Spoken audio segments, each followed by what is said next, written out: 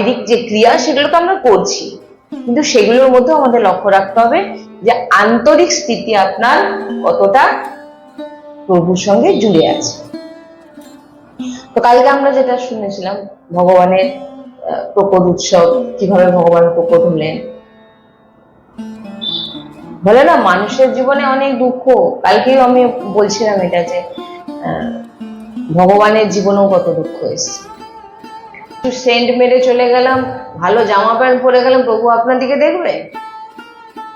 আর কেউ হয়তো একটা ছোট্ট কৌপিন পরে গেছে, গায়ে বস্ত্রও নেই, ধুলো মাখা, সে মন্দিরে গেছে, তার দিকে ভগবান দেখবে না। ভগবান ছলকপটের দিকে দেখে না। যে ছলকপট করে ছলকপট নিয়ে ভগবানের সামনে যাবে, ভগবান তার দিকে দেখে না, ভগবান চোখ বন্ধ। খুশি এবং তীব্র বিষ